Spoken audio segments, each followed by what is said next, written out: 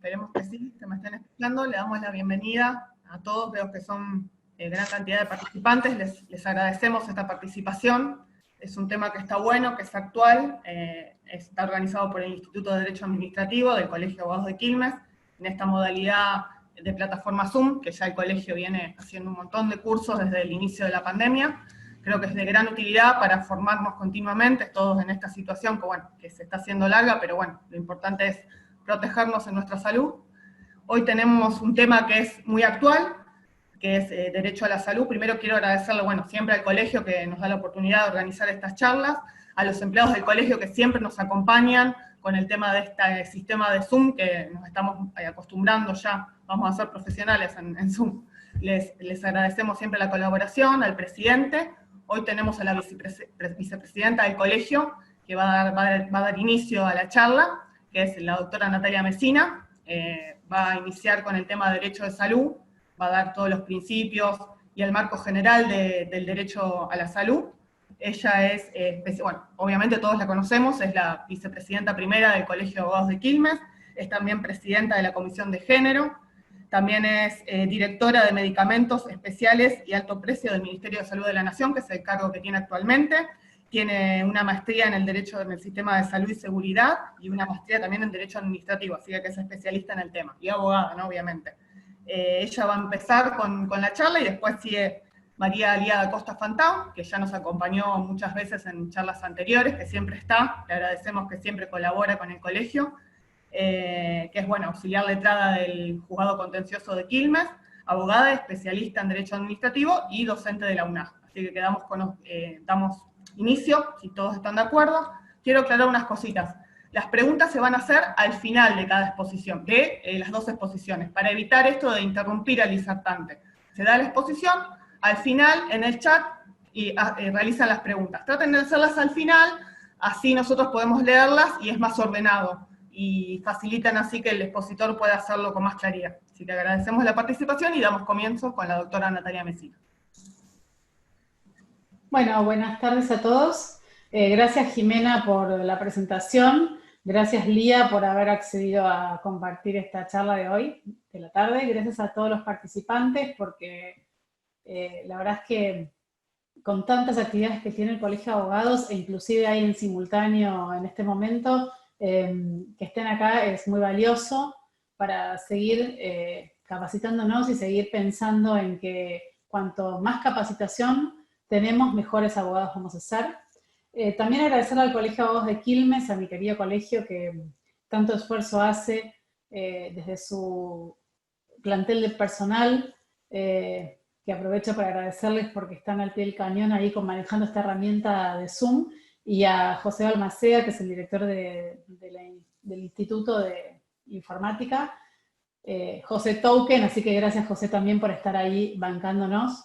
Y bueno, quería comenzar la charla de hoy, como les decía bien Jimena. Vamos a hablar, con Lía nos dividimos un poquito, vamos a tratar de ser breves y un poco darle una mirada diferente. Ya tendremos tiempos para hacer una charla convencional, pero la verdad es que lo que nos pasó es que cuando Jimena nos convocó, cuando el Instituto nos convocó a hablar de lo que es el derecho a la salud en tiempos de COVID, se mezclan un montón de cosas porque están relacionadas justamente con lo que nos está pasando, ¿no? Y la verdad es que agradecer, bueno, que Lía comparte este panel, que ella está en la actividad judicial y ve todos los días temas vinculados con este derecho, también es muy valioso. Agradecerles desde ya al presidente del Colegio de Abogados de Quilmes, que está y trata de estar en cada una de las charlas.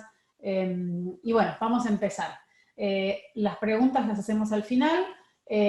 Seguramente haya un montón de preguntas, vamos a tratar de habilitar los micrófonos si podemos, pero mientras tanto Jimena se va a ocupar de compilar, así que lo que quieran ir preguntando en el chat después nos quedará, así no se olvida.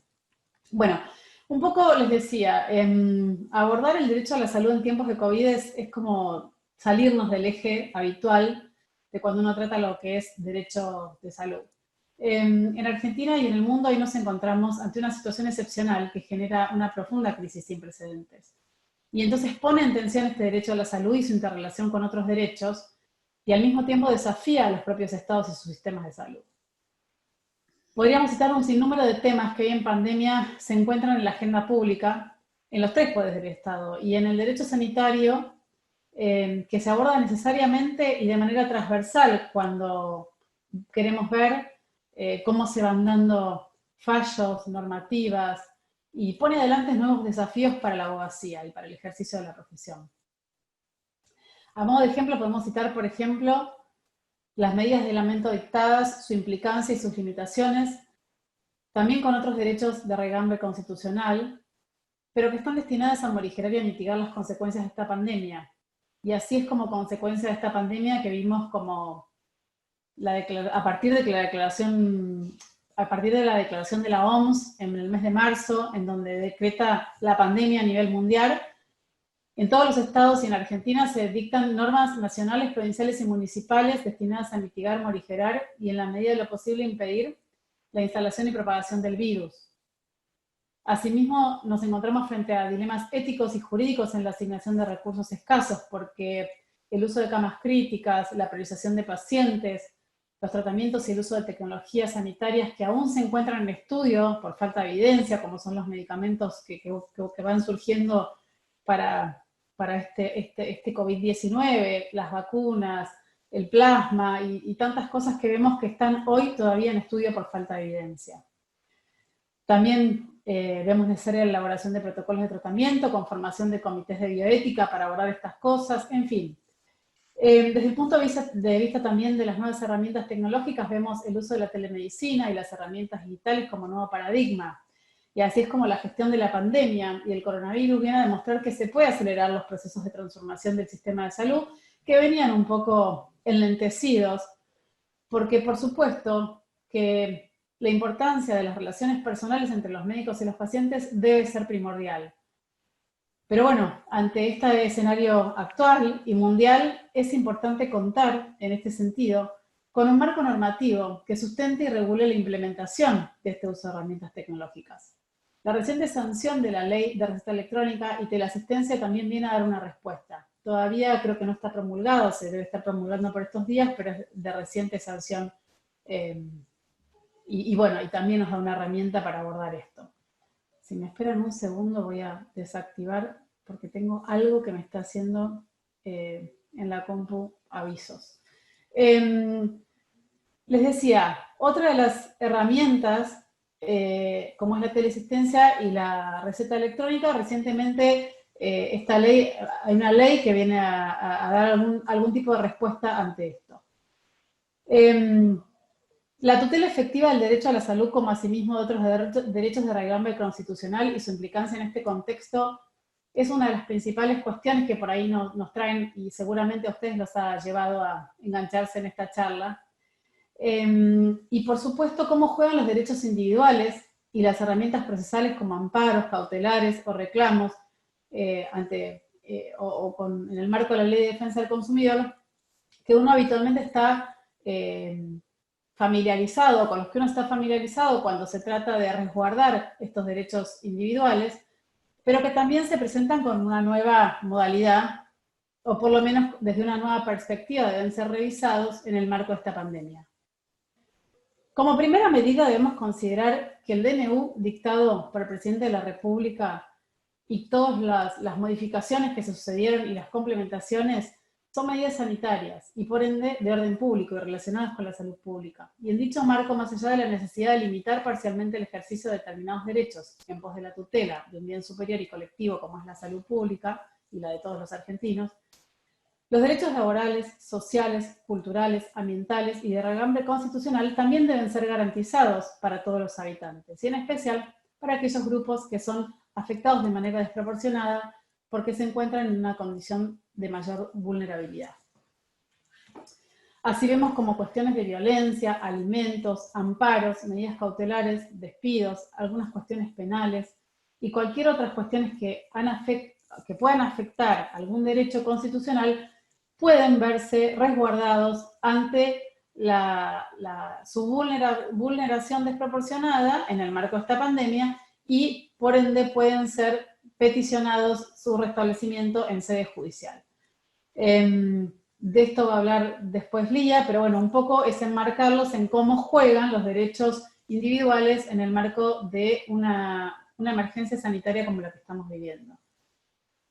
El derecho a la salud desde la perspectiva del derecho viene a preservar la vida como lo más importante. Y como todos sabemos, en la primera constitución, bueno, la constitución de 1853-60 no fue incluida de manera explícita, como tampoco en la reforma del 94, sin perjuicio de lo cual, reconociendo la supremacía de los tratados internacionales de derechos humanos que tutelan este derecho a la salud, se incorporaron normas como la Declaración Americana de Derechos Humanos y Deberes del Hombre, que en su artículo 9 y 16 así tutela el derecho social a la salud, la Declaración Universal de Derechos Humanos, en su artículo 22, 23, 25, el Pacto de San José de Costa Rica, que también en su artículo 26 lo contempla, y el Pacto Internacional de los Derechos Sociales, Económicos, Culturales, que en su preámbulo, sus artículos 9, 11, 12 y 3, también lo establecen.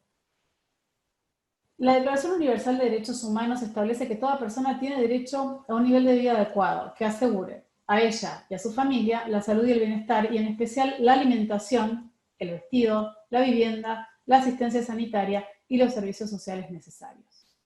El Pacto Internacional de Derechos Económicos y Sociales, que también nombré antes, determina que todas las personas tienen el derecho al más alto nivel posible de salud física y mental, y los gobiernos están obligados a tomar medidas efectivas para la prevención, tratamiento de enfermedades epidémicas, endémicas, profesionales y de otra índole y su lucha contra ellas. Entre las medidas que deben adoptar los Estados partes que han suscrito este pacto, y como les decía, nuestro país le ha dado jerarquía constitucional, por ende es obligación su cumplimiento, nuestro país debe asegurar la efectividad plena de este derecho. Y así figuran entre acciones necesarias que debe hacer desde la reducción de la mortalidad infantil y el sano desarrollo de los niños, el mejoramiento de todos los aspectos de higiene en el trabajo y medio ambiente, la prevención y el tratamiento de las enfermedades epidémicas, endémicas, profesionales y de otra índole, como les decía antes, y la creación de condiciones que aseguren a todos los habitantes la asistencia médica y servicios médicos en caso de enfermedad. Por su parte, la Organización Mundial de la Salud define a la salud como el estado de bienestar físico, mental, social, completo y no meramente la ausencia del mal o de la enfermedad. Y este concepto contempla una concepción de salud que también tiene en cuenta los determinantes sociales, como pueden ser la calidad del agua, la alimentación, las condiciones de habitabilidad, laborales, etc. Sin embargo, como les decía, la protección de la salud y la obligación de su resguardo preexisten al ordenamiento jurídico como tal. En este sentido, la Corte Suprema desde sus inicios entendió que el Estado Nacional está obligado a proteger la salud pública, pues el derecho a la salud está comprendido dentro del derecho a la vida, que es el primer derecho natural de la persona humana, preexistente a toda legislación positiva y que obviamente resulta reconocido y garantizado por la Constitución Nacional. Así entendió que el preámbulo de la Constitución Nacional ya se encuentran expresiones en ese preámbulo referidas al bienestar general, objetivo preeminente en el que, por cierto, ha de computarse con prioridad indiscutible la preservación de la salud. Esto ya lo dijo la Corte en el fallo Asociación Bengalensis y otro contra el Ministerio de Salud de la Nación en un amparo en el año 2000. La Corte ha sostenido que a partir de lo dispuesto en los tratados internacionales, el derecho a la preservación de la salud debe ser garantizado por la autoridad pública con acciones positivas, sin perjuicio de la obligación que deben asumir las jurisdicciones locales, las obras sociales o las entidades de medicina prepaga. Esto también lo dijo la Corte en caso Campodónico de Vivaco, Ana Karina, con Ministerio de Salud de la Nación, en un fallo que también nos fue sentando precedentes para la tutela de este derecho tan importante.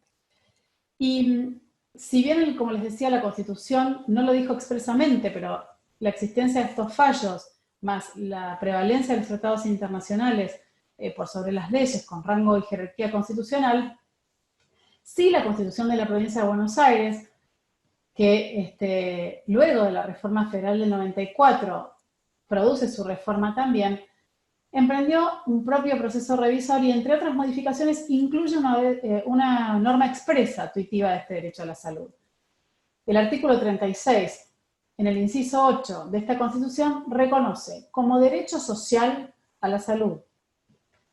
La provincia garantiza a todos sus habitantes el acceso a la salud en los aspectos preventivos, asistenciales, terapéuticos, sostiene el hospital público gratuito en general, con funciones de asistencia sanitaria, investigación y formación, promueve la educación para la salud, la rehabilitación y la reinserción de personas tóxicodependientes.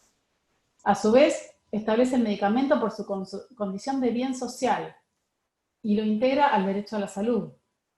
A su vez, la provincia, a los fines de su seguridad eficaz y disponible, asegura, en el ámbito de sus atribuciones, la participación de profesionales competentes en sus procesos de producción y comercialización.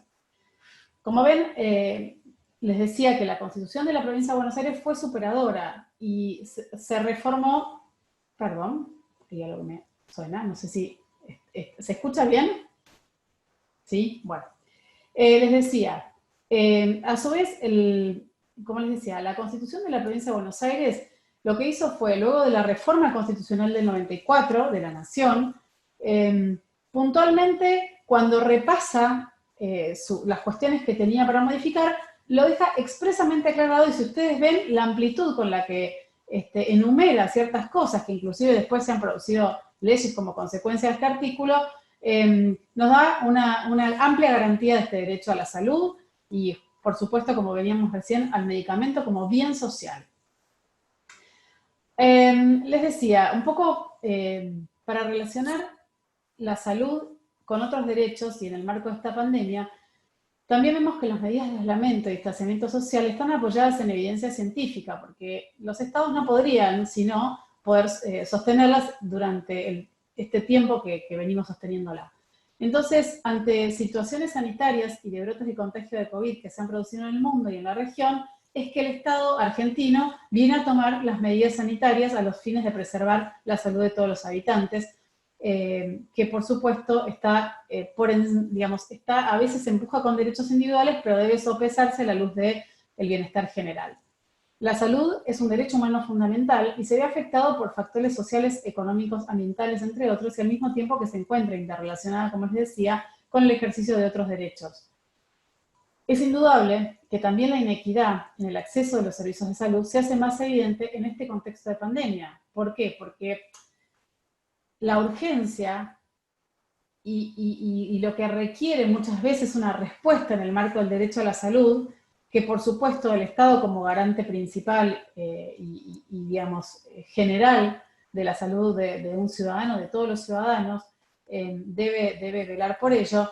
Lo que sucede es que en el contexto de pandemia y ante las situaciones que se ven reflejadas y cada uno puede ir advirtiendo en lo que va tomando conocimiento, inclusive por los medios periodísticos, por la información, por lo que sucede en sus comunidades, es que la inequidad se profundiza cuando hablamos de cuestiones que ponen justamente en pugna otros derechos. Entonces nos vemos con que estamos necesitando sistemas de salud más equitativos y la necesidad de trabajar activamente en proveer infraestructura para poder prevenir las enfermedades. Pero hoy por hoy, en la urgencia, necesitamos dar respuesta. Entonces, la manera quizá de contribuir como ciudadanos es la responsabilidad de cumplir con las medidas sanitarias, pero también como abogados la responsabilidad de hacer valer los derechos que se vulneren para defender los intereses de nuestros representados. Sentado de ello, entonces, como les decía, el derecho internacional de los derechos humanos ha reconocido que en casos en los que la gravedad amenace a la salud pública y emergencias públicas pongan en peligro la vida de una nación, puede dictarse medidas como para justificar, por ejemplo, cuestiones de salubridad o cuestiones de seguridad. En el caso de la salubridad, en el caso en general de los limitantes de derechos, deben tenerse en cuenta 4 principios fundamentales que son la legalidad, como todos sabemos, la restricción a un derecho constitucional, como en este caso el sinnúmero de derechos que pueden verse vinculados con medidas sanitarias, deben estar contemplados en una ley o en normativas que así lo justifiquen. Esto requiere entonces un deber de parte de las autoridades nacionales y no deben ser arbitrarios ni irracionales, deben ser claros y accesibles a la población. También deben contemplarse dentro de una necesidad fundada, esto es, la restricción a cualquiera de los derechos constitucionales debe ser necesaria para la protección de alguno de los derechos estipulados en este Pacto Internacional de Derechos Económicos y Sociales, como por ejemplo, que comprende la salud pública. Entonces, sí debe ser una respuesta a una necesidad social. La proporcionalidad, que implica la restricción, que esta restricción debe ser proporcional al interés que está en juego, es decir, que debe tener un carácter apropiado para cumplir con su función y protección, y debe ser la opción menos injerencista entre las que se puede usar para alcanzar un resultado deseado. Y la no discriminación, esto es que ninguna restricción deberá discriminar según lo estipulado en el derecho internacional de los derechos humanos. Hay unos principios que se adoptan en uno de los consejos, dentro del Consejo Económico y Social de Naciones Unidas en 1894, que justamente otorga directrices sobre las respuestas gubernamentales ante la restricción de derechos humanos que por razones de salud pública o emergencia nacional puedan o necesiten llevarse adelante. Cualquier medida tomada entonces para proteger a la población que limita derechos humanos y libertades de las personas debe tener una base legal, como les decía, debe ser estrictamente necesaria, debe estar basada en evidencia científica, no debe ser arbitraria ni discriminatoria en su aplicación, debe tener también una duración limitada y debe respetar la dignidad humana. Y por supuesto, como último e importante para nosotros, debe estar sujeta a revisión y ser proporcionada para la revisión judicial, por supuesto, y debe ser proporcionada para lograr su objetivo. No les voy a leer el Reglamento Internacional Sanitario porque quizá es un poco más profundo, pero sí quiero hacer hincapié con todo este plexo normativo que les estuve enunciando, cuál es el rol del Estado frente a una situación de pandemia. El rol del Estado en este contexto se constituye como un agente responsable de emitir alertas adecuadas y de responder a las crisis generadas. Tiene el deber de tomar un rol de coordinación entre diversos actores y niveles a fin de poder generar políticas necesarias y pertinentes para garantizar el bienestar y la salud de la población. Sin embargo, como les decía, estos derechos no ven impedida de que nosotros podamos, como abogados, acudir en resguardo de derechos individuales de nuestros clientes cuando vemos amenazados, vulnerados o impedidos en su acceso y, por supuesto, vemos necesaria la actividad de algún órgano jurisdiccional o judicial para poder hacer efectivo el cumplimiento de estos derechos. ¿Qué quiere decir esto básicamente? Que existe una pandemia, existen normas que impiden o que limitan en algún punto derechos y libertades de raigambre constitucional reconocidos por tratados internacionales, que el Estado tiene el deber de tomar ante un contexto de pandemia como el que estamos viviendo. Es decir, que el Estado puede y el Estado necesariamente tiene que contribuir a tomar decisiones para resguardar el interés general de la población y el bienestar, y la vida, por supuesto, de todos los argentinos. Pero esto no implica que nosotros tengamos la posibilidad de que ante algún derecho lesionado o conculcado a alguno de nuestros clientes que vienen y nos solicitan nuestros servicios, no podamos peticionar ante las autoridades judiciales para el restablecimiento de determinados derechos o para el cumplimiento de determinados derechos cuando exista, por ejemplo, un incumplimiento por parte de alguna obra social, de alguna empresa de medicina prepaga, para garantizar, en este caso, por ejemplo, el derecho individual de salud o otros derechos. Como les nombraba antes, se ha ido en este lapso en que la justicia estuvo con suspensión de términos en provincia o que ha estado en ferias judiciales hasta hace muy pocos días en el Poder Judicial de la Nación y por ende los juzgados federales, vimos claramente cómo el acceso a la justicia, cuando estaba debidamente fundado, no fue limitado. Y muchos fallos han hecho eco de estas peticiones judiciales, haciendo lugar a la habilitación de feria, haciendo lugar al levantamiento de los plazos procesales y dando respuesta inmediata ante situaciones diversas planteadas por los administrados o los justiciables. Que de este tema va a hablar después Lía, por eso no quiero adentrarme demasiado. La problemática puntualmente de la salud y lo que tiene que ver con el derecho a la salud en sí, se ha visto, o vulgarmente es llamado como judicialización de la salud. ¿Y por qué? Y porque justamente la problemática para acceder a determinadas situaciones por las cuales vemos que no son otorgadas prestaciones, no son otorgados medicamentos, no son otorgados servicios de salud o son otorgados de manera deficiente, vemos a la instancia judicial como única herramienta para el acceso a fin de garantizar los derechos de los ciudadanos o de nuestros representados. Y es así como que la problemática de la judicialización de la salud se viene agudizando en los últimos años, fundamentalmente a partir de los reclamos a las obras sociales y al propio Estado Nacional, como les decía, como garante último del derecho a la salud, y amparado también en estos fallos que les decía anteriormente. La judicialización de la salud está dada por múltiples factores, entre los que se puede destacar la denegación de prestaciones, como les decía, la deficiente o nula atención sanitaria, las negativas en la entrega de medicamentos, las negativas a las afiliaciones, y estas cuestiones han ido dando lugar a sentencias judiciales que obligan a distintos subsistemas a cumplir aquello que no se otorgó en tiempo y forma.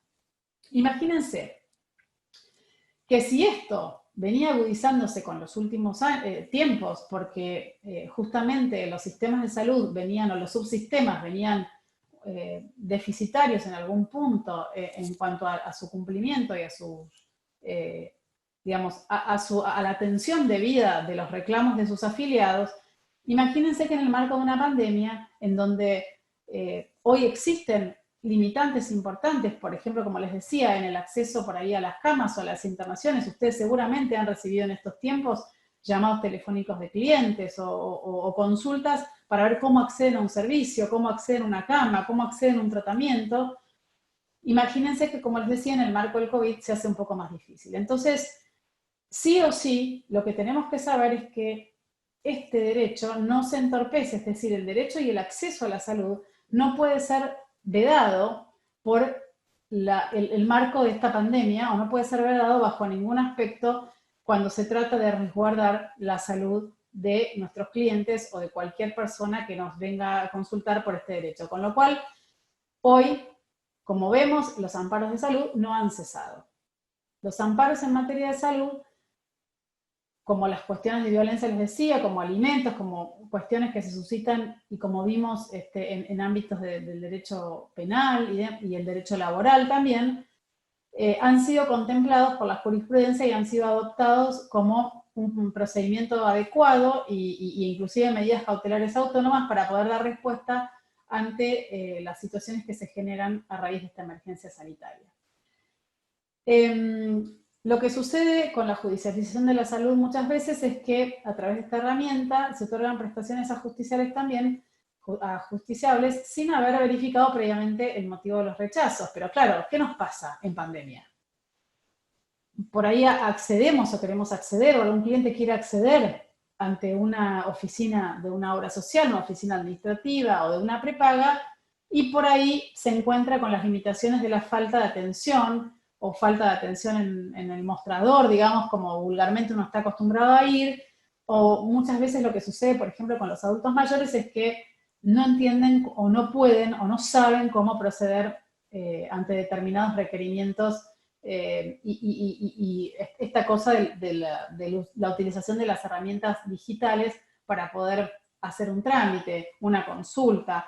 Otra de las cosas que también sucede es que muchas veces nos encontramos con falta me ha pasado, y seguramente a ustedes les pasó también en estos tiempos, que nos consultan porque no pueden acceder a una afiliación, o no pueden acceder a una afiliación de una obra social con motivo, por ejemplo, de una pensión por viudez, o de alguien que quiere incorporarse al grupo familiar, o alguien que ha, por ejemplo, nacimientos, se han dictado normas en consecuencia de la Superintendencia de Servicios de Salud, y todos los organismos han empezado a dictar normas como consecuencia de esta pandemia para poder garantizar los derechos elementales. Pero sin perjuicio de lo cual, sepamos que nosotros podemos acceder a este derecho por la vía judicial.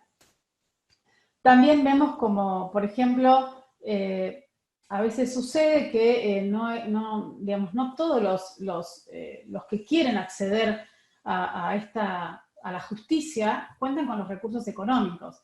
Y lo que también vemos que a veces sucede que no están funcionando acabadamente los consultorios jurídicos gratuitos o las defensorías, o por lo menos existe hoy por hoy, por el impedimento de circular y la restricción de atención personal, serias dificultades. Esto también debemos contemplarlo, digamos, no solo como abogados, sino la justicia debe entender y debe saber que existe mucha gente que tiene necesidades y por ahí se le complica acceder en estos tiempos a un abogado, a veces por falta de recursos económicos, a veces por falta de recursos, inclusive de conocimientos para saber a dónde puede ir, y muchas veces también por falta o por temor a circular. O porque muchas veces son personas de riesgo, por supuesto. Entonces, para ir cerrando, porque creo que ya estoy en tiempo, ¿no? ¿Estoy en tiempo? ¿Sí? ¿O no? ¿Más o menos? No sé, a ver ¿cómo venimos con el tiempo, Lía? ¿Bien? ¿Cómo venimos con el tiempo? Minutitos más, no hay problema. 5 más, bueno, dale. Les decía, digamos, como para ir sacando algunas conclusiones de esto. Todos sabemos que los derechos no son absolutos, y más en el marco de una pandemia como la que estamos viviendo, donde siempre los derechos colectivos o los derechos de la ciudadanía en general están por encima de los derechos individuales. Pero esto no quiere decir que nosotros no tengamos la obligación, como letrados, y la justicia no tenga la obligación de atender situaciones especiales cuando aún en el marco de las restricciones y de la pandemia necesitemos acudir a la justicia para hacer cumplir derechos que se están vulnerando. Es decir, no vale todo. Es decir, siempre necesitamos que la justicia funcione, necesitamos una justicia que atienda los problemas que tiene la gente, porque se siguen dando los problemas y lamentablemente nosotros necesitamos tener respuesta para resguardar los derechos en todo sentido, no solo el acceso a la salud. Entonces, como digo, ante ello y pese a la pandemia imperante, el derecho a la salud debe garantizarse, y ante su entorpecimiento debe necesariamente encontrar resguardo en los órganos judiciales para su efectivo cumplimiento. Bueno, espero no haberlos aburrido. Hay un montón de temas más que podemos seguir charlando, pero le paso la palabra a Lía y después quedamos para preguntas. Muchas gracias. Bueno, en primer lugar, Nati, excelente. En segundo lugar, gracias por la invitación, igual que Jime, por la invitación otra vez a encontrarnos de una manera virtual, de participar en estas charlas que creo que son enriquecedoras para todos, porque lo interesante de esto es cuando todos podemos analizar o dar nuestros distintos puntos de vista en las distintas temáticas que hemos tocado hasta ahora, ¿sí? Veo muchas caras de amigos, colegas, compañeras de trabajo también, y amigas que también andan por ahí participando de esta charla, ¿sí? Las dos auxiliares les traje también junto conmigo, que son la doctora Virginia Ruiz y Bárbara Nicora, que también son auxiliares del contencioso. Así que, bueno, gracias a todos, y también obviamente gracias al resto por participar y estar en esta charla. Como bien dijo Nati, comentó, empezó hablando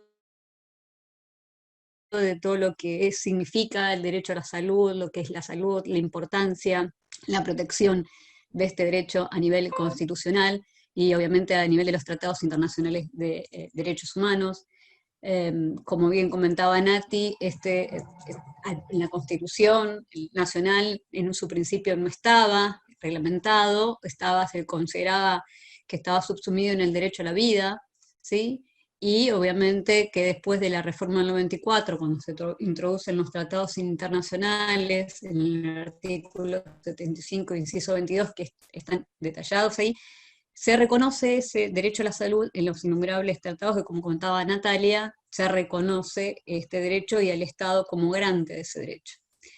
Y así mismo la Constitución de la Provincia de Buenos Aires, que establece en su articulado expresamente lo que es el derecho a la salud, y el gobierno de la Provincia de Buenos Aires asume, ¿sí?, de ser el responsable de ese derecho a la salud. Sucede lo mismo en la Constitución de la Ciudad de Buenos Aires, que si nosotros la leyéramos vamos a ver que también en los artículos, ¿sí? Ahora les digo el artículo, igual yo ahora les voy a compartir una filmina donde también los nombro, ¿sí? El artículo 21, el artículo 22, habla todo lo relacionado a lo que es el derecho a la salud y cómo el gobierno de la Ciudad Autónoma de Buenos Aires también pone, ¿sí?, sobre sus espaldas la responsabilidad de garantizar este derecho a la salud. Más allá de los distintos actores que también intervienen en todo lo que es el sistema de salud de nuestro país. Nosotros sabemos que en materia de sistema de salud tenemos un sistema tripartito, tenemos la parte pública, ¿sí?, tenemos también el tema de la seguridad social, y después, como tercera pata de este sistema, tenemos a las prepagas, ¿sí?, a las empresas de medicina prepaga.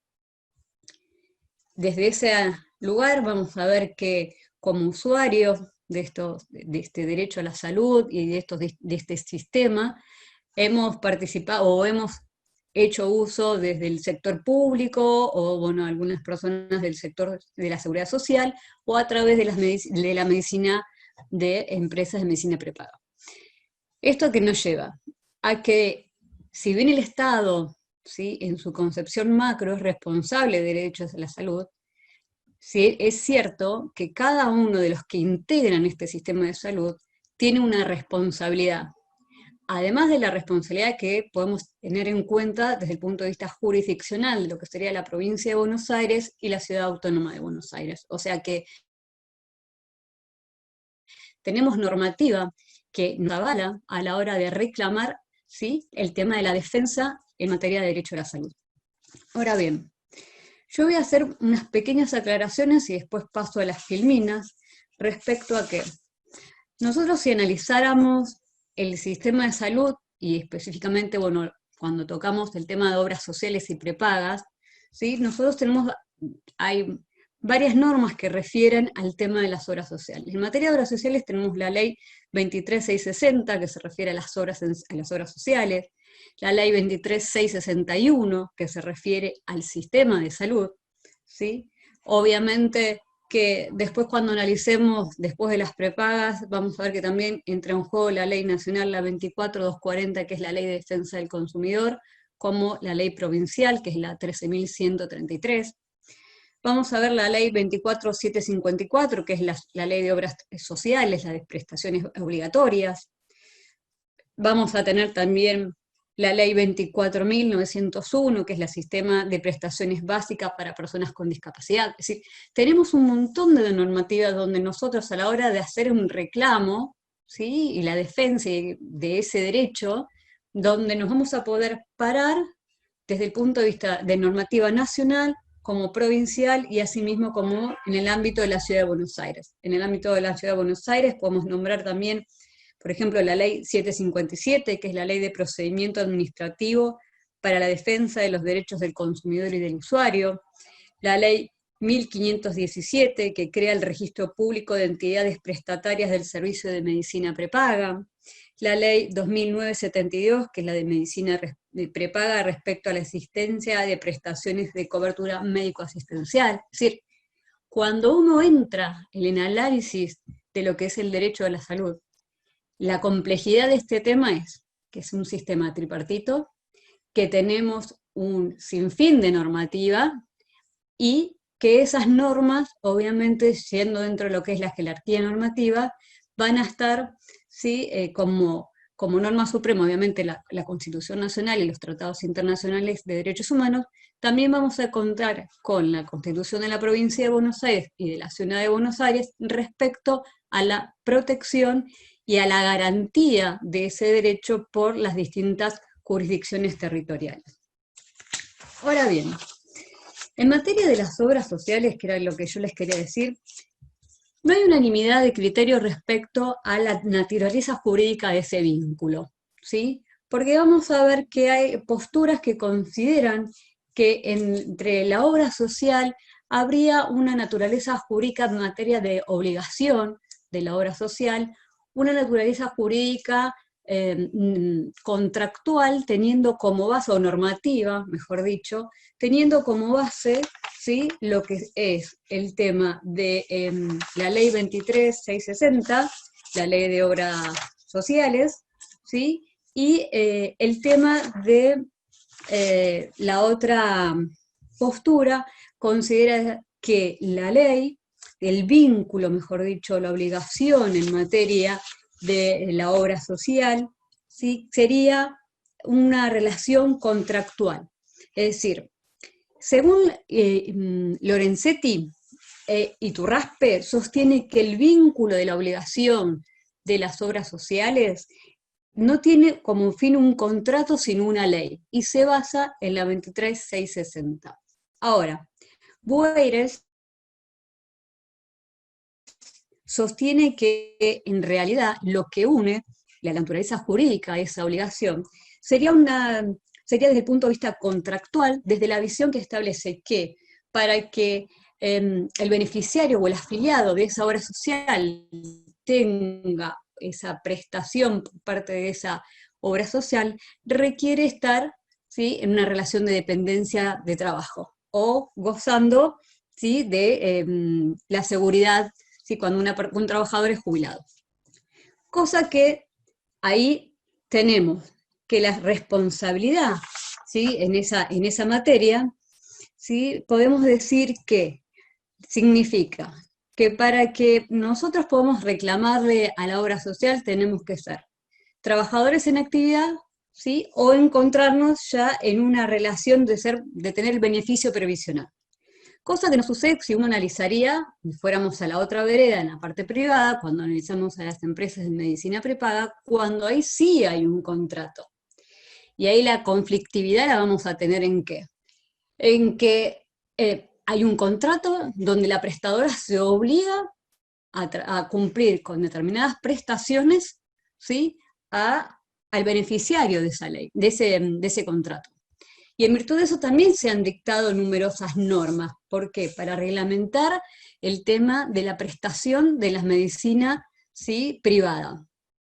Es decir, se ha establecido que con la ley 26.682, que es la ley marco regulatoria de la medicina prepaga, que tiene como objeto el régimen de regulación de las empresas de medicina prepaga, como los planes de adhesión voluntaria y los planes superadores, ¿sí?, que después les voy a comentar algo, esta norma lo que hace es, elimina el periodo de carencia que antiguamente las empresas establecían para poder firmar un contrato, ¿sí?, de afiliación, y además se establece que la autoridad de aplicación respecto de la medicina prepaga va a ser el Ministerio de Salud de la Nación.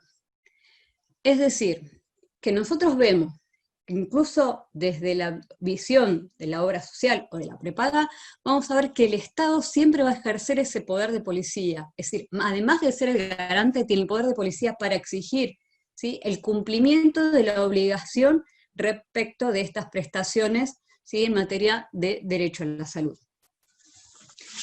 Bien, vamos a ver que también esta ley, la 26.682, va a establecer, ¿sí?, la obligatoriedad a las empresas de medicina prepaga, el cumplimiento, ¿sí?, de los planes de cobertura respecto del PMOE. El PMOE es el programa médico obligatorio, ¿sí? Con eso también tuvimos discusiones jurisprudenciales y doctrinarias para saber si el PMO era el piso o el techo, para en base a eso poder reclamar. ¿Qué se resolvió? ¿O qué es lo que la doctrina mayoritaria sostiene, que constituye, ¿sí?, el piso, es decir, lo mínimo que deben prestar la atención tanto las obras sociales como las prepagas, ¿sí? Y en el caso de las prepagas, es la misma ley 26.682 que establece, ¿sí?, la obligatoriedad de las prepagas de atender o de cumplir con las prestaciones establecidas en el programa médico obligatorio. Y en los casos de carencia, ¿sí?, no puede establecer periodo de carencia para aquellas atenciones que estén incluidas dentro del programa médico obligatorio. Y salvo excepciones con alguna fundamentación, se podrá establecer un periodo de carencia en determinadas cuestiones, ¿sí?, en servicios odontológicos, en emergencias médicas de traslados, en determinadas localidades donde el padrón sea inferior a 5.000. Es decir, tiene algunas características esta ley que lo que hace es reglamentar, ¿sí?, lo que es la actividad de la medicina prepaga desde el tema de las prestaciones, desde el tema de los periodos de carencia y también desde el tema de los contratos, porque va a ser la autoridad de aplicación que va a controlar esos contratos, que son contratos de adhesión, donde van a tener que ser previamente analizados por la autoridad, ¿sí?, la autoridad de aplicación, y es la que va a autorizar esos contratos para que después se puedan llevar adelante o se puedan firmar entre la prestadora, ¿sí?, y el afiliado o el beneficiario, ¿sí? Eso con respecto a algunas características que yo les quería hacer un poco mención. Yo ahora voy a compartir, mientras hablamos, seguimos hablando, ¿sí?, para tratar de más o menos ver el tiempo, cómo vamos, y de la exposición y las cosas que quería compartir. Voy a compartir unas filminas, ¿sí? Vamos a saltarlas algunas porque algunas son muy largas. ¿Me parece? A ver. Aquí está.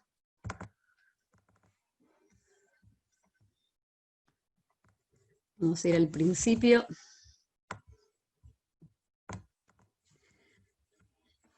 Ahí todos, creo que todos están, a ver si puedo ponerla.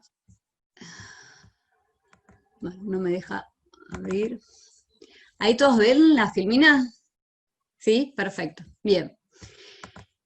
Yo lo que había, o por lo menos estas filminas que ya tenía más o menos prearmadas en su momento, lo que yo hablaba en estas charlas cuando hablaba de lo que era el derecho a la salud, específicamente hablaba de lo que era el amparo.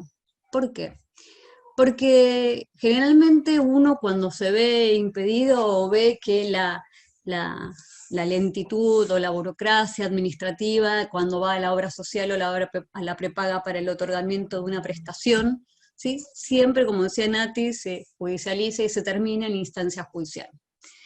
Más allá que después haré una pequeña mención de una situación particular, ¿sí?, para que veamos que uno de esos tiene que recurrir a la instancia administrativa de presentar esas simples notas, como les digo a mis alumnos, y que uno de esos tiene temor en hacerlos en sede, no solamente en sede administrativa, sino en las distintas áreas donde nos toca interactuar. Entonces, siempre empiezo hablando de lo que es la acción de amparo y explico con 3 ítems qué es una acción y no es un recurso. ¿Por qué? Generalmente a veces decimos recurso de amparo, pero en realidad técnicamente el amparo es una acción y no un recurso. ¿Por qué? Porque es un proceso expeditivo, rápido, ¿sí?, que lo que busca es la tutela, la declaración o el reconocimiento de un derecho. Mientras que el recurso se da en el marco de un procedimiento, ¿sí?, o de un proceso. Es decir, será de un procedimiento en el marco del procedimiento administrativo o un proceso en instancia judicial, ¿sí? Entonces, primero tenemos que definir qué es una acción y no es un recurso. Segundo, es una garantía de raigambre constitucional. La característica del amparo que tiene es que tuvo su inicio jurisprudencial para pasar luego a tener un desarrollo legislativo, ¿sí?, que es a través de la ley 16.986, para tener después un reconocimiento constitucional, ¿sí? Y vamos a ver que esta acción, ¿sí?, es una facultad que tiene todas las personas de acudir a un órgano jurisdiccional a fin de solicitar que en forma expeditiva, rápida, ¿sí?, la tutela, la declaración o el reconocimiento de un derecho, ¿sí?, lesionado. La Constitución, si nosotros analizáramos no solamente la Constitución nacional, sino también analizáramos la Constitución de la provincia de Buenos Aires y la de la Ciudad de Buenos Aires, yo hago mención a las 3 leyes, ahora se les voy a ir mostrando un poquito, ¿sí? Vamos a ver que tenemos 2 tipos de amparo. El amparo individual, el tradicional, el que todos comúnmente conocemos, y el amparo colectivo, ¿sí?, que este amparo tiene que ver obviamente con la reforma del 94, cuando se introduce todo lo que es esta acción, y específicamente se establece la diferencia entre el amparo individual y el amparo colectivo. El amparo colectivo tiene que ver con los derechos, ¿sí?, indivisibles, pero acá yo siempre hago una diferenciación, porque una cosa son los derechos indivisibles, supraindividuales, que son intereses difusos donde yo no los puedo dividir, ¿sí? O sea que el colectivo está relacionado a un derecho indivisible, ¿sí? Y otros que son cuando el colectivo está compuesto por derechos individuales y homogéneos. Si ustedes se acuerdan del fallo de la causa Mendoza-Peña contra la cuenca Matanza-Riachuelo, la Corte, que fue una acción colectiva, la Corte ahí hace una distinción.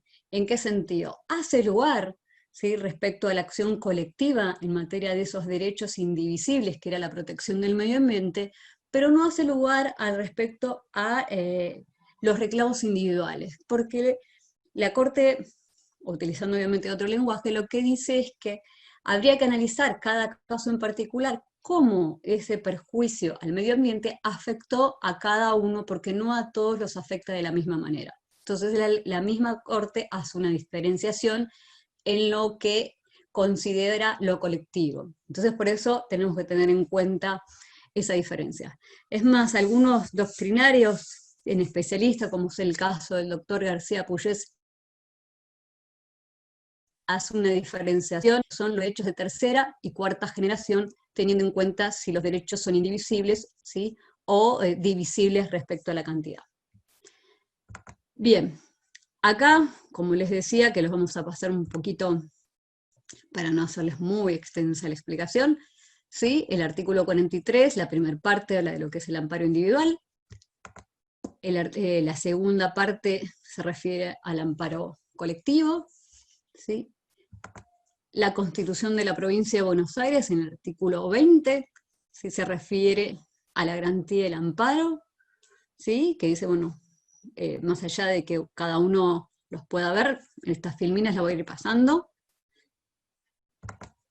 El artículo, ¿sí?, bueno, seguimos con el mismo artículo 20 de la Constitución de la Provincia de Buenos Aires, el artículo 14, que trata la acción de amparo en la Constitución de la Ciudad Autónoma de Buenos Aires, ¿sí? Las 3 normas que luego, más allá de los textos constitucionales que recién les acabé de mostrar, no leímos los artículos porque es algo que ustedes después los pueden buscar para no hacerlos perder en este momento tiempo o no hacerles aburrida la charla.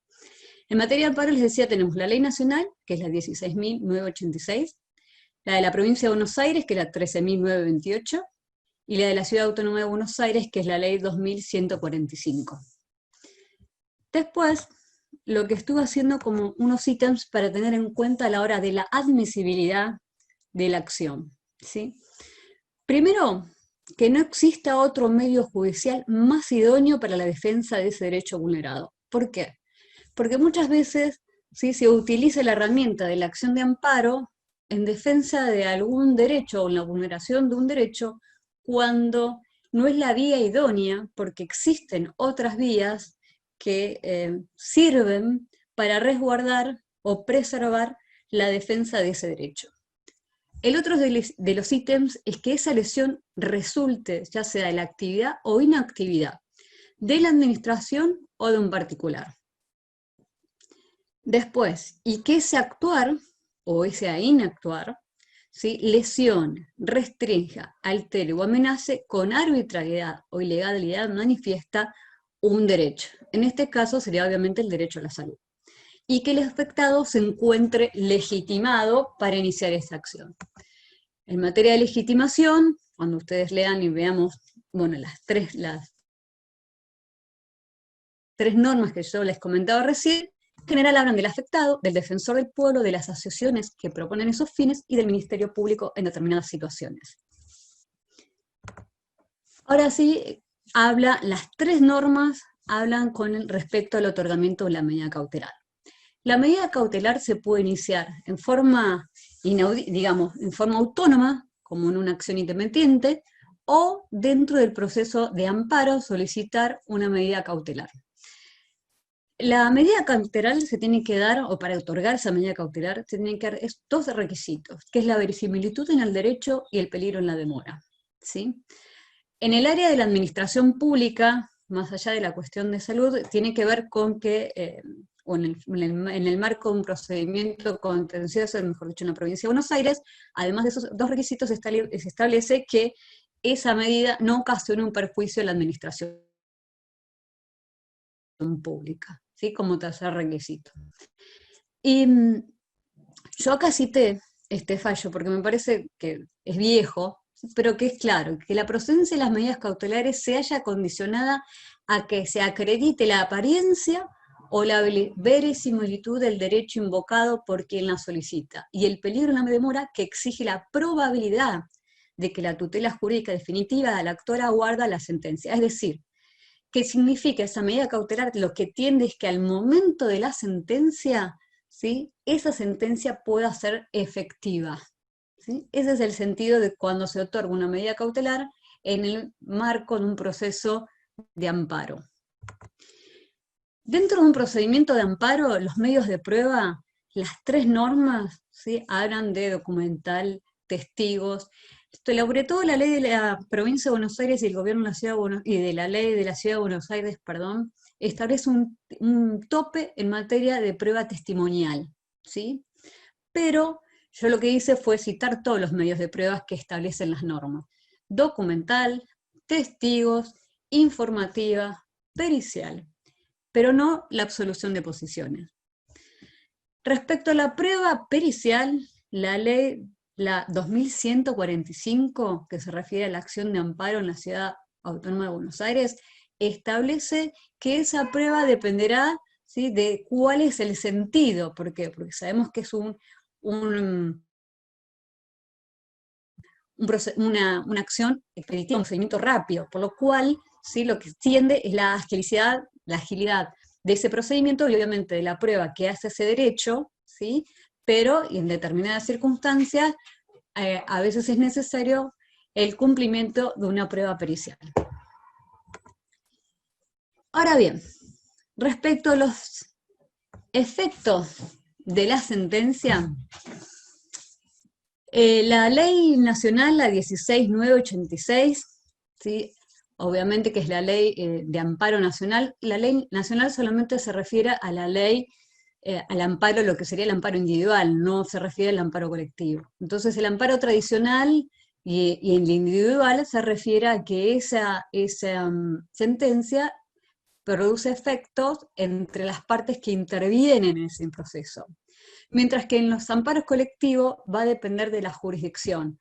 ¿Por qué? Porque si nosotros vemos tanto la ley nacional, de la provincia de Buenos Aires, pero sobre todo de la ciudad de Buenos Aires, donde habla del amparo colectivo y hace una diferenciación a la hora de cómo son las sentencias, los efectos de esa sentencia. Ahora bien, para apelar a esa sentencia, la ley nacional establece un plazo de 48 horas, la 16.986, 48 horas para apelar una sentencia.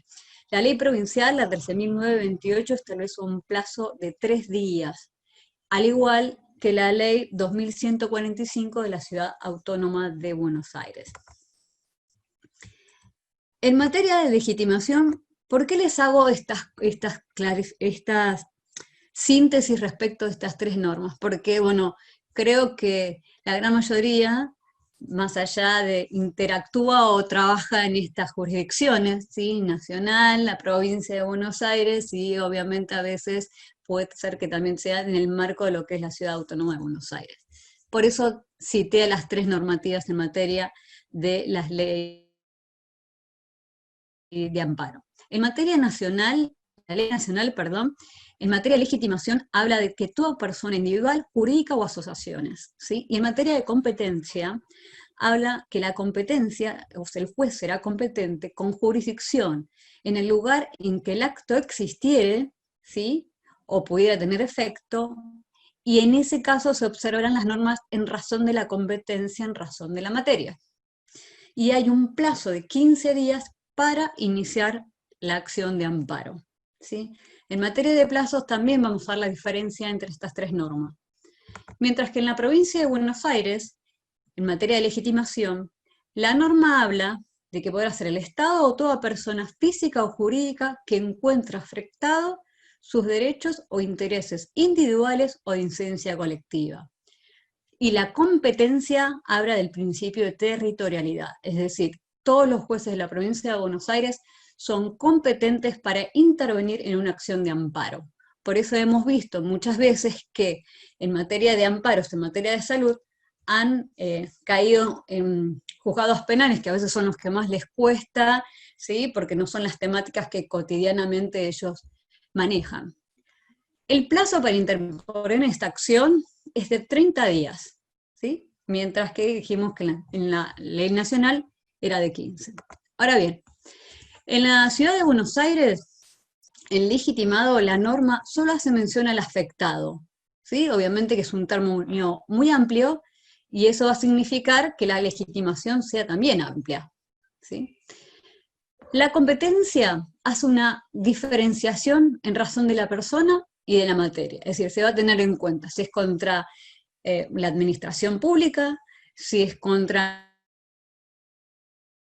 la Cámara Electoral, una cuestión de a las normas electorales, o si es contra un particular. Se va a tener en cuenta, es decir, la persona y la materia.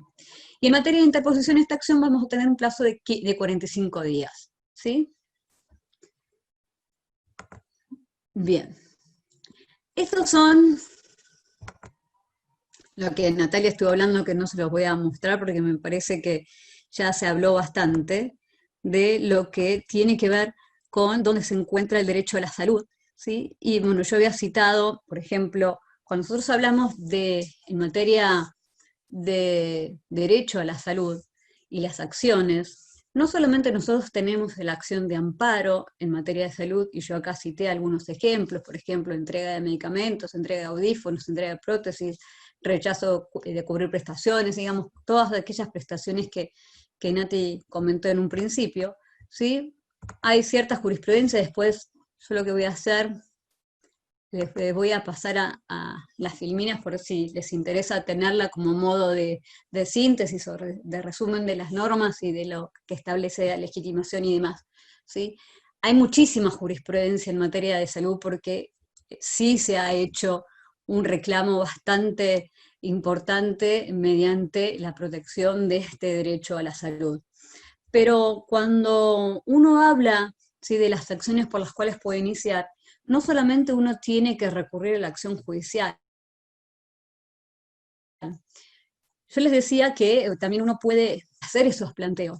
Cuando uno se encuentra frente a una prepaga, ¿sí?, puede hacer la denuncia ante la defensa de usuarios y consumidores, porque hay una relación de consumo, ¿sí? Y en ese caso, uno podría iniciar, ¿sí?, esa denuncia, y muchas veces uno encuentra solución sin necesidad de recurrir a la instancia judicial. O, obviamente, también uno puede hacer la presentación previa, ¿sí?, hacer el reclamo primero, ya sea la obra social o la prepaga, antes de recurrir a la instancia judicial, hacer una presentación formal, tanto a la obra social o a la prestadora, para que lo provean de un medicamento, de una prótesis, de una atención, de una cobertura, ¿sí? Y ya sea, obviamente, una carta documento para tener la constancia de cómo la ha recibido, ¿sí?, para tener primero la negativa o el rechazo, tanto de la obra social o la prepaga respecto a esa prestación que se está reclamando. Digo, que hay mecanismos para previamente a ir a instancia judicial. Obviamente que si en el momento de presentar ese reclamo o esa carta a la obra social o la prepaga tenemos una respuesta negativa, obviamente que ahí tenemos abierta la vía judicial para reclamar el incumplimiento por parte de la prepaga o por parte de la obra social de esa prestación. Y obviamente que en caso de que es obligación, quien es el garante de esa prestación es el Estado. Y como les dije al principio de esta charla, es el Estado, pero tenemos que tener en cuenta que no solamente es el Estado nacional, también es el Estado provincial, o mejor dicho, el gobierno provincial y el gobierno de la Ciudad Autónoma de Buenos Aires, porque en sus propios textos constitucionales ellos asumen ser la autoridad de control y de fiscalización, y ser el garante de ese derecho a la salud. Por lo cual, ¿sí? Si bien es cierto que el Estado nacional, a la hora de ratificar los tratados internacionales, es el garante puertas afuera respecto del cumplimiento de las normativas internacionales puertas adentro, ¿sí? También es cierto que en las distintas áreas de la administración o de los gobiernos provinciales o municipales, en este caso de la Ciudad Autónoma de Buenos Aires, también son responsables, ¿sí?, por el cumplimiento de sus obligaciones dentro del marco de sus territorios, ¿sí? Yo les quería comentar respecto a las cuestiones de esto, todo lo que tiene que ver en materia de derecho a la salud, una situación particular que me tocó transitar hace un tiempo, ¿sí? Me diagnostican una hipoacusia bilateral, ¿sí? Donde la cual es progresiva, no tiene cura, no se frena, y lo único que tenía que utilizar son audífonos, que es los que actualmente uso todos los días para tratar de seguir con esta situación. Obviamente que tuve que hacer el pedido necesario de el otorgamiento del certificado único de discapacidad para poder obtener la prestación por parte de las obras sociales o de las prepagas. Porque en el caso de contener una discapacidad, ese certificado único nos da la garantía, ¿sí?, que tanto las obras sociales como las prepagas tengan la obligación de prestarnos, ¿sí?, la atención a nuestras necesidades. Al momento que presento todo, se presenta ese certificado, se solicita ante, digamos, ahora está dividido por está dentro de las áreas municipales, ¿sí? Antes uno tenía que ir a hacer el certificado a Nación, ¿sí? Ahora se abrió esa posibilidad, entonces uno va ante la municipalidad, hace la solicitud, deja toda la documentación y los médicos auditores analizan si está con los porcentajes necesarios para otorgar ese certificado de discapacidad. En primer lugar, en la municipalidad acá en Quilmes, me deniegan el certificado porque decían que, me decían que no. Cuando voy a buscar la respuesta, 2 líneas, me dicen que no. Entonces, ¿qué hago? Presento un recurso administrativo. Cuando presento un recurso administrativo explico que yo necesitaba que me otorgaran el certificado por el porcentaje elevado que tenía de pérdida auditiva y que además en mis ámbitos donde trabajo, ya sea en la justicia o en la docencia dando clase, era necesario para poder seguir teniendo mi vida normal. Y que entonces hago un recurso, presento el recurso y me contestas diciendo que no era necesario ser profesional para tener o poder adquirir ese certificado único. Yo no estaba hablando de que era profesional, sí estaba diciendo que la actividad que despliego necesito de contar con estas herramientas para poder desenvolverme de la misma manera que me he hecho hasta este momento. A lo cual vuelvo a presentar otra nota. Nosotros sabemos que dentro del marco de un procedimiento administrativo existe la informalidad a favor del administrado, por lo cual todo lo que uno presente, la administración lo tiene que considerar como un recurso y analizar en profundidad. Por lo cual, ¿qué hacen? Me remiten a una junta revisora, ya ni me acuerdo el lugar porque bastante lejos, ¿sí?, un poco más donde se termina la provincia de Buenos Aires, para rever la decisión de por qué me lo habían negado acá en el área, ¿sí?, si bien es nacional el que decide, ¿sí?, pero se para una manera de agilizar la obtención del certificado, se les otorgó competencias a los municipios. Ahí tengo una entrevista nuevamente con 3 personas, un médico, un psicólogo y un asistente social. Tengo la entrevista, entonces me preguntan, ¿por qué me negaron el certificado? Y le digo, la verdad que no sé, porque me pusieron que no cumple con el artículo tal de la ley de discapacidad. Le digo, pero no me establecen por qué, porque de acuerdo a lo que dice mi médico, sí estoy en los parámetros. Y me dice, no, dice, pero yo había ido con los audífonos, porque los adquirí yo, por mi parte, y me dice, no, dice, te lo denegaron porque tenés los audífonos. Sí, le digo, porque si tenía que esperar a que me los dieran, yo los necesitaba, ¿sí? Más allá que después la obra la prepagan, en mi caso, ¿sí? Me los reconoció un gran porcentaje. Entonces me dice, no, dice, pero te lo negaron porque tenés los audífonos. Sí, bueno, pero el certificado no es solamente para los audífonos.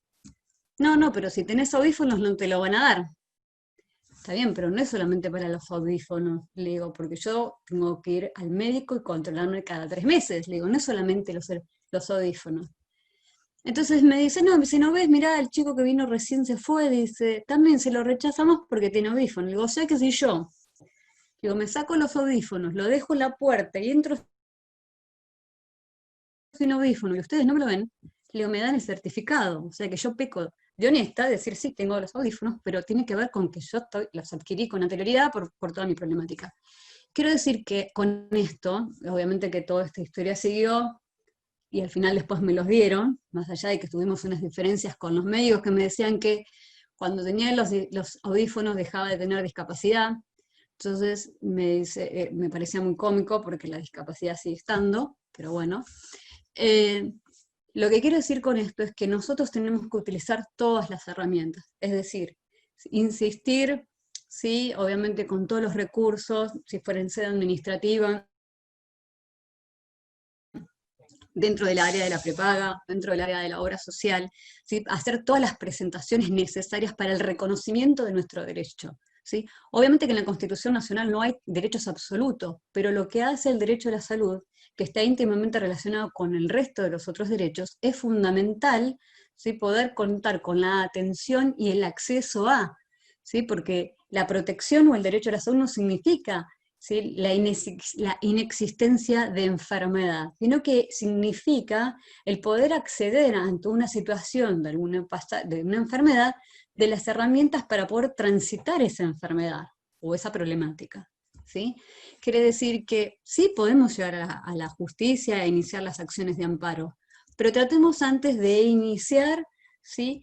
Todos los reclamos administrativos e sede incluso de obras sociales o prepaga, con todas las herramientas, desde los certificados de los médicos, donde se han detallado con la problemática,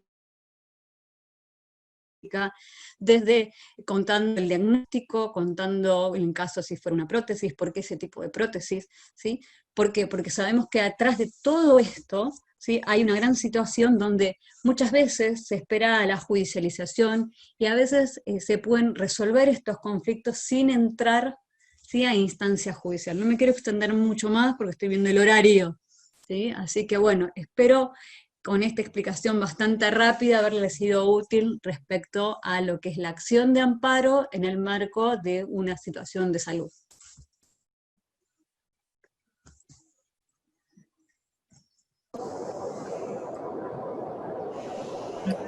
Primero agradecemos la clarísima exposición tanto de Natalia como de Lía, creo que fueron muy claras en la explicación, tanto a nivel del marco general del derecho a la salud, la situación actual, que Natalia creo que nos dio un marco general de la situación que todos estamos atravesando, y bueno, y Lía con la parte de la acción de amparo, que es una acción muy útil, que a veces, bueno, la usamos, hay que usarla en los casos adecuados para que sea el fin que tiene, sea logrado y sea bien utilizada. Hay algunas preguntas, quizás, bueno, el doctor Jorge Disante nos pregunta el tema de los organismos para el tema del amparo, cómo se sortean los organismos, obviamente que es todos los fueros, eso quizás excede un poco a lo que nos puedan explicar Natalia y Lía, pero si quieren les comento. si se puede evitar que vaya el sorteo del amparo al fuero penal. Creo que, bueno, No se puede, no se puede evitar porque la norma dice que todos los jueces en el marco de la provincia de Buenos Aires tienen competencia para intervenir y analizar en un proceso de amparo. Así que no, después, lamento, bueno, pero no.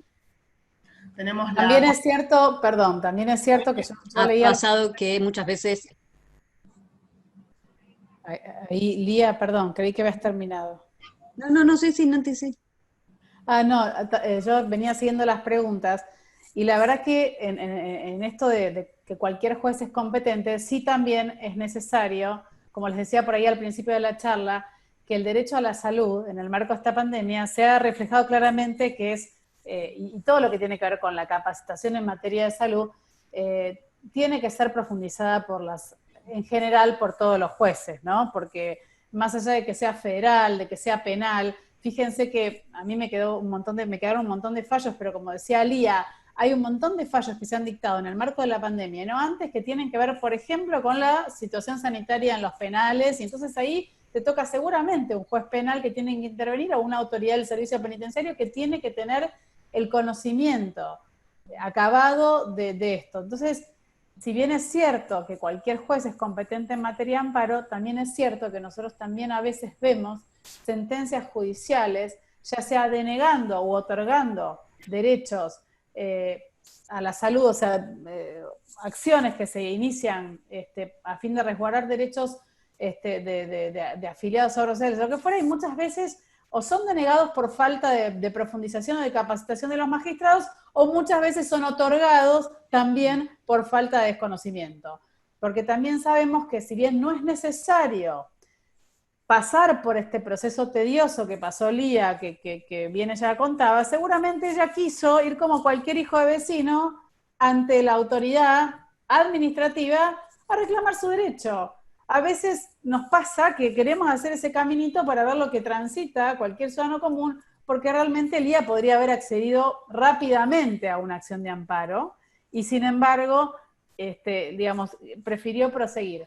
No es necesario el agotamiento de la vía, pero también vemos cómo en muchos casos, pudiendo acceder a alguna prestación ante o en la evidencia administrativa, o ante la autoridad respectiva, o ante las oficinas de las obras sociales o las empresas de medicina prepaga, también se inician amparos sin haber agotado o sin haber cumplimentado los requisitos para el otorgamiento.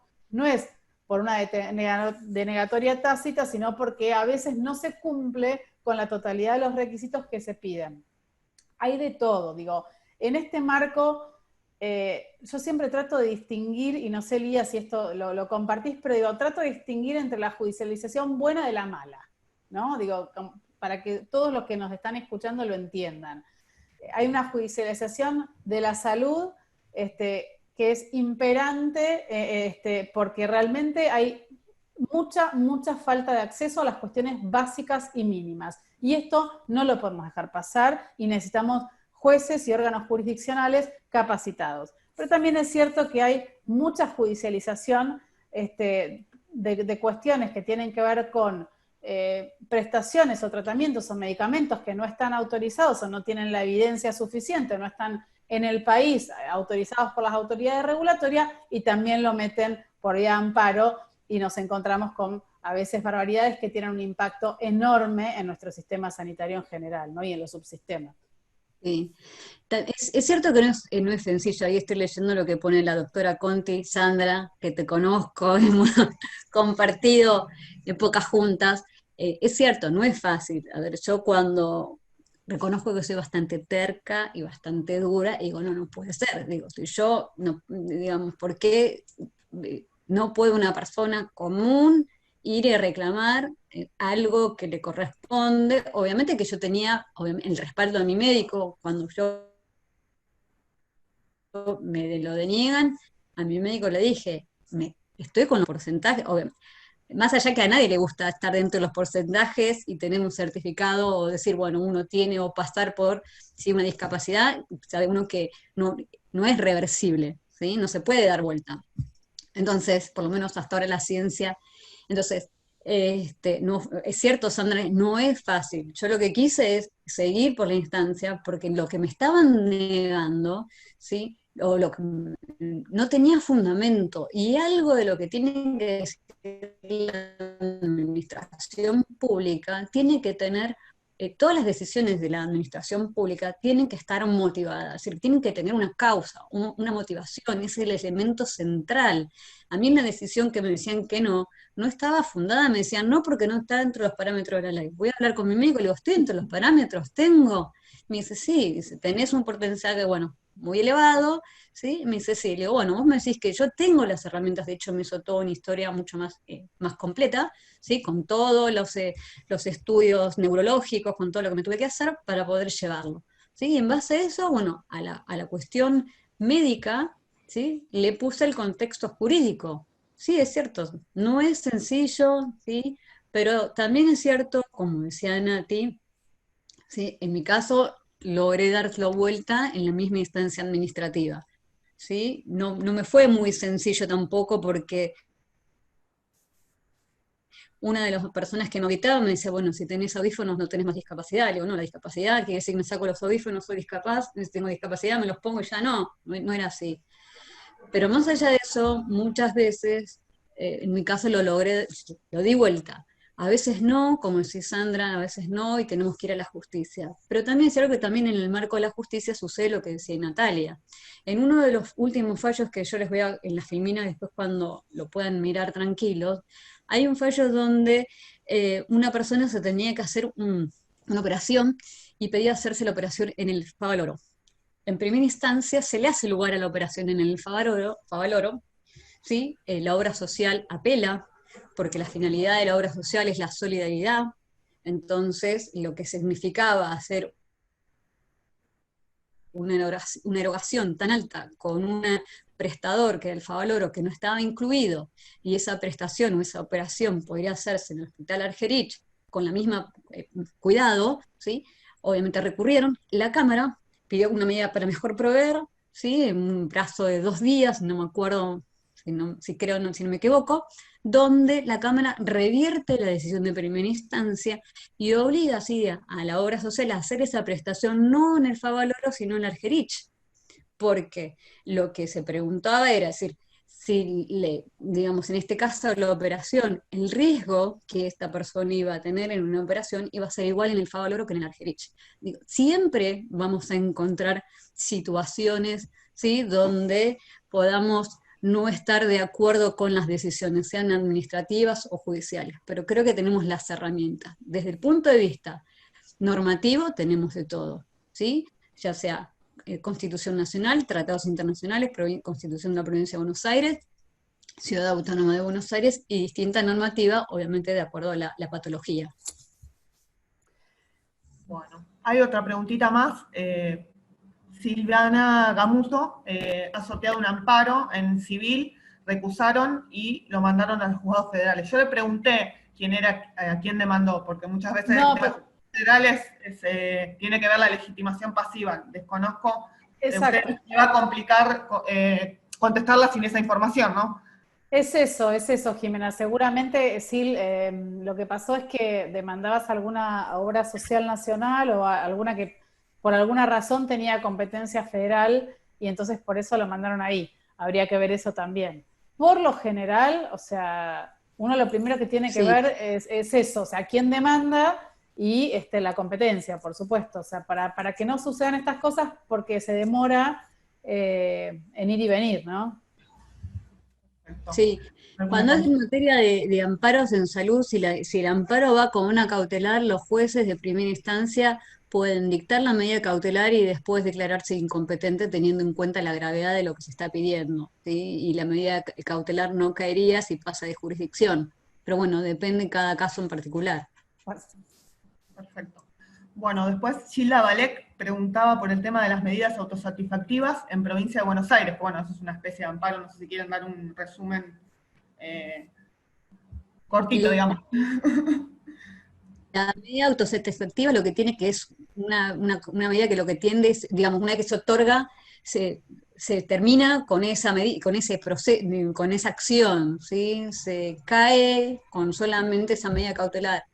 No sucede lo mismo con las medidas cautelares otorgadas en el marco de un amparo, tener en cuenta eso. ¿Por qué? Porque muchas veces cuando uno obtiene la medida cautelar se olvida del amparo de fondo, de la acción de fondo, y después pueden plantear la caducidad de esa instancia y pedir que caiga la medida cautelar. La medida cautelar tiene esa finalidad, ¿sí?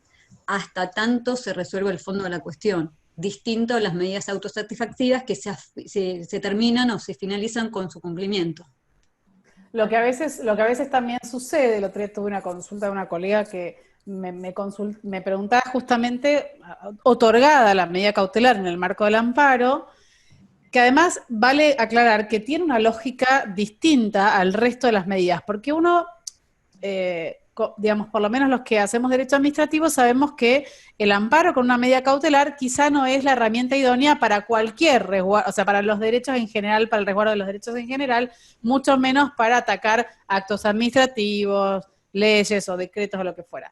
Pero sí en el caso del amparo de salud, puntualmente, con la medida cautelar, muchas veces, primero que se otorgue y es lo que corresponde, pero muchas veces también lo que sucede es que se agota en sí misma. O sea, el dictado de la medida cautelar, si es no sé, una prestación crónica de un medicamento, no. Se va renovando en la medida que se va necesitando y por lo general la medida cautelar lo que dice es otórguese mientras lo necesite. Pero en el caso por ejemplo, un tratamiento, una operación o, no sé, entrega de unos audífonos, probablemente se agota, pero eso no quiere decir que uno no tenga que seguir a la sentencia. Ojo, o sea, siempre conviene justamente procurar, y además seguramente del otro lado, la obra social o el Estado, quien sea, va a intentar que se llegue a la sentencia para ver si lo puede dar vuelta, con lo cual es importante que no se abandone digamos, el juicio. De última, se declarará abstracta la cuestión o se dará por cumplida y demás, pero no sé, Elías, si querés aportar algo más a esto, pero es importante Sí, hacer la sí, aclaración. exacto, Nati, sí. Eso es importante, por eso, más allá de la cautelar, dentro de un marco de un amparo, ¿sí? Que uno siempre, generalmente, obtenía la medida cautelar y listo, ya está, se olvidaba de la acción de fondo, o sea, del amparo en sí, ¿sí? Lo importante es tratar de seguirlo hasta obtener una sentencia que diga que la cuestión se tomó abstracta, no importa, pero el problema es llegar a esa instancia, cosa de tener, ¿sí? De ser desfinalizado ese proceso. Otra cosa que les quiero comentar antes de que terminemos nuestro encuentro es el tema de tener en cuenta de las obras sociales. Las obras sociales, a la hora de hacer el reclamo, ese fallo creo que no lo cité, no, voy a ver si lo encuentro se los voy a pasar, porque no me acuerdo bien el nombre, donde una jurisprudencia sostenía que pesaba mayor responsabilidad por las obras sociales que tenían al trabajador o la persona, el beneficiario, cautivo sin la posibilidad de pasarse. Si bien es cierto que esto obviamente se desreguló y uno puede pasarse a otra, ¿sí? Pero en aquellas obras sociales donde uno no tiene la posibilidad de cambiarse, como es por ejemplo el caso de los que trabajamos en la justicia, ¿sí? Los cargos inferiores digamos, de secretario para abajo, no tenemos la posibilidad de pasar de idioma, ¿sí? Más allá que el idioma tiene una constructura o una estructura diferente a una obra social, lo cierto es que tienen mayor obligación de atender nuestras necesidades por el simple hecho de que no tenemos vedada la posibilidad de elección, ¿sí? de otro prestador respecto a una necesidad en materia de salud. Bueno, yo creo que quedó más que claro la exposición, es un tema muy actual, es el tema, bueno, que todos desde alguna manera lo atravesamos en estos momentos, creo que muchos tomamos conciencia de lo que es la salud también en estos momentos, más que en otros tiempos. Yo le agradezco tanto a Natalia como a Lía que siempre están, bueno, Natalia fue directora del instituto, Lía siempre colabora, al presidente del colegio, Natalia, bueno, es la vicepresidenta, importante que participen con los cursos. En estos momentos todos estamos con menos actividades y está bueno seguir formándonos, más en estos temas que quizás uno no lo tiene en cuenta todo el tiempo. Sí, yo agradezco tanto a Natalia como a Lía, a los empleados del colegio, al presidente del colegio. No sé si quieren decir algo, chicas, para despedirse. Yo por mi parte agradezco a todos por la invitación, a Nati, a vos, Jime, al resto al presidente del colegio, obviamente de Quilmes, y el resto ahora de los colaboradores que nos permitieron estar a todos conectados y a todos los que participaron hoy en esta charla. Sí, lo mismo por mi parte, agradecerles a todos los que estuvieron durante esta hora y media, y la verdad es que seguramente vamos a repetir algo que tenga que ver con esto, porque no solo, lo hablamos siempre, no solo entendemos que como abogados tenemos que estar capacitados, sino que creemos que cuanto más sepamos, y sobre todo de algo tan actual como el derecho sanitario, es una incumbencia más, es una especialidad más, es algo más que nos permite desarrollar nuestro ejercicio profesional. Llegar a las sentencias, como les decía, es también pedir regulación de honorarios y es vivir, y bueno, ojalá que para nosotros los abogados es tan importante el ejercicio profesional, ojalá podamos haberle dado herramientas como para su desarrollo profesional. De paso, agradezco de vuelta a las chicas del colegio que están ahí atrás coordinando todo, a José, y bueno, a Lía y a Jimena, al instituto, por supuesto, desde ya, muchas gracias, y bueno, estaremos prontito de vuelta convocadas. Chau a todos, muchas gracias y nos veremos pronto. Chao, chao.